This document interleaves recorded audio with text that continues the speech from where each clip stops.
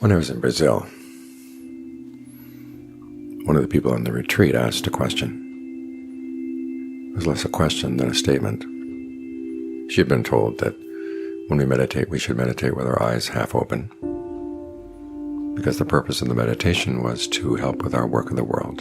And because the work of the world is done with your eyes open, you should meditate with your eyes at least half open.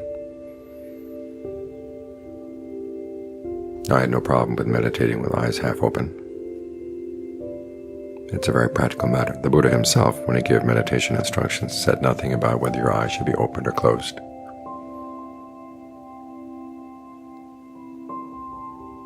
So it's a matter of personal choice. If you find that meditating with your eyes closed puts you to sleep, keep them open. Simply make sure that you don't stare.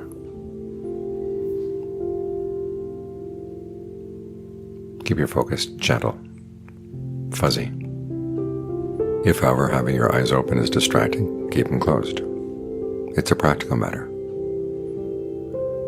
The point that I did have a problem with was the idea that we're meditating for the sake of the work of the world. We're not training the mind for the sake of the world, we're training the mind for the sake of the mind.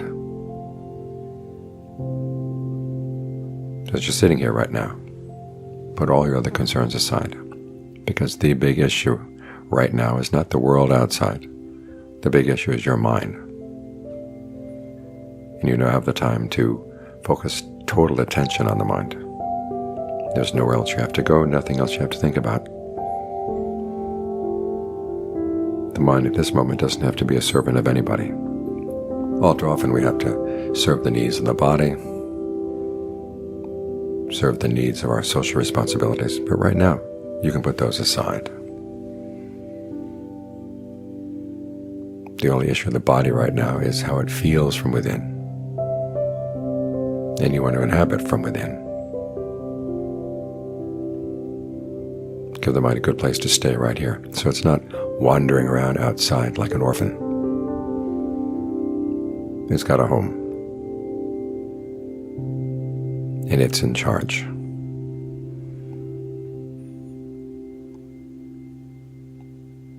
When the Buddha says that there's no one in charge, when he's talking about the world, and this is especially clear right now. There's so much ignorance going around, people not knowing what to do, nobody really in charge. What that means is you can put your mind in charge of your mind. You have that choice. If we lived in a world where someone had set the purpose of the world, we'd have to sacrifice our happiness for that purpose. But there's no one in charge. So you're free to decide what you want to do right now. And you would look into the big problem in the mind is, why is it that we start out with the desire for happiness? And then it seems to go underground, and then it comes out in our actions, and it's creating pain, creating suffering. What happened in between? Why the ignorance? Part of the ignorance, of course, is that our attention is directed outside. If you want to have it rightly directed, turn the arrow around, bring it inside. This is one of the reasons why the Buddha's basic message for the practice is of a mirror.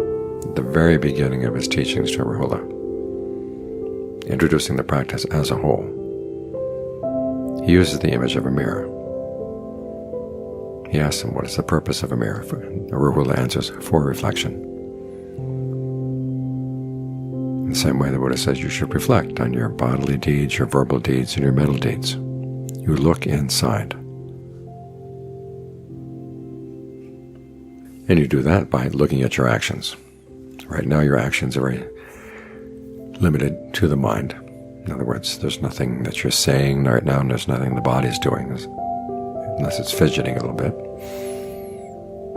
Otherwise, there's nothing outside. It's all mental action that you're focusing on. So what are your mental acts? In terms of mindfulness, you've got mindfulness, alertness, ardency. In terms of concentration, your acts are directed thought and evaluation, plus the effort to bring that directed thought and evaluation to one object. So keep your eye on those activities. Direct your thoughts to the breath. Evaluate the breath. Be mindful of the breath. Be alert to the breath. Be ardent in trying to create a sense of well-being, a sense of solidity, a sense of stillness right here. Why? Because you want to see things clearly. You don't want the mirror to be obscured.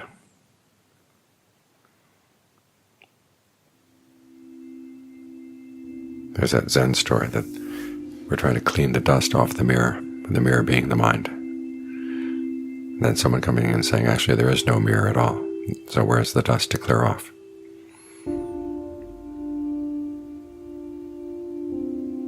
It's a clever story. But that's not what the mirror is. The mirror is in your actions. Because the mind does act. It is a proactive thing. It's not simply sitting here passive.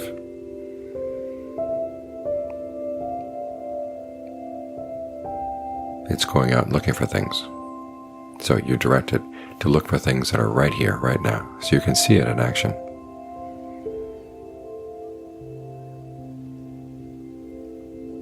And as you're doing this, you'll see the little bit of greed slipping in, or a little bit of anger, fear, other things slip in. But if you're looking carefully, you'll see them, and that's the important thing. You want to see these things. Because those are the factors that obscure the course of how it is we start out with an intention for well-being, and then we end up with something that's not well-being.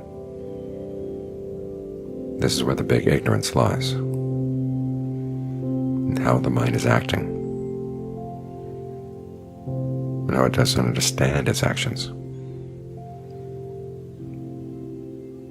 This is what we mean when we say that we train the mind for the sake of the mind. Because our actions, if they're done in ignorance, are going to lead to suffering. If they're done in knowledge, they become a path to the end of suffering.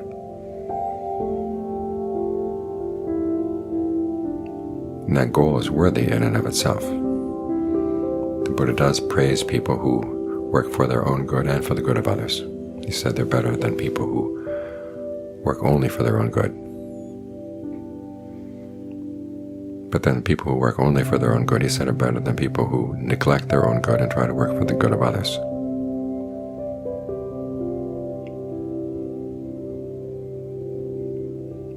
And in his vision, working for your own good means practicing. Working for the good of others means getting them to practice. It's not like you're going to go out and save them from their suffering. You can help them with their external circumstances, so they experience less pain and disappointment in life, up to some extent. But the question of whether they're going to suffer or not from even a comfortable life, that's up to them. You can give them advice, but they have to follow the advice. And that's their choice. And if you haven't followed the advice yourself, it's not going to have much impact. It's not going to have much power.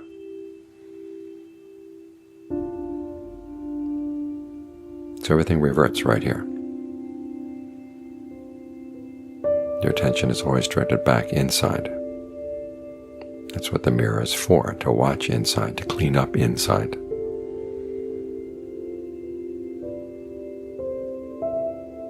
Buddha has another image of a mirror.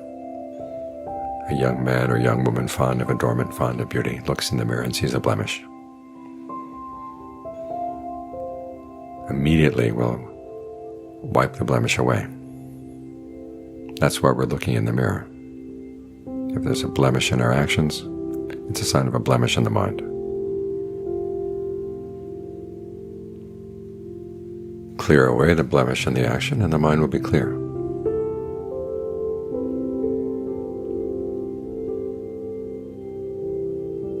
When it looks for happiness, it will act in a way that does lead to happiness.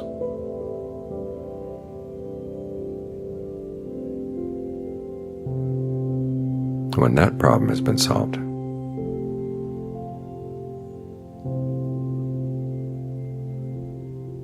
you've accomplished a lot right there. It's enough in and of itself. Anything more, any other thing you give to the world is a totally free gift.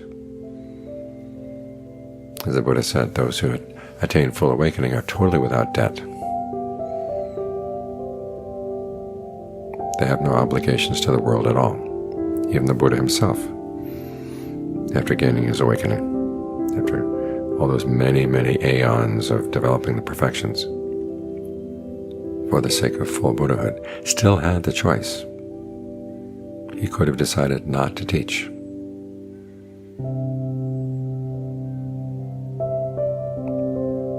But the decision to teach for him was a free gift, above and beyond what he had to do.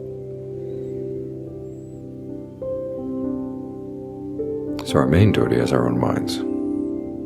We train the mind for the sake of the mind.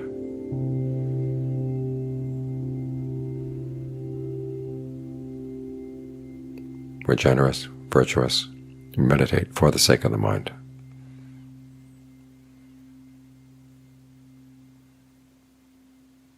Anything beyond that is a free gift. There are no obligations.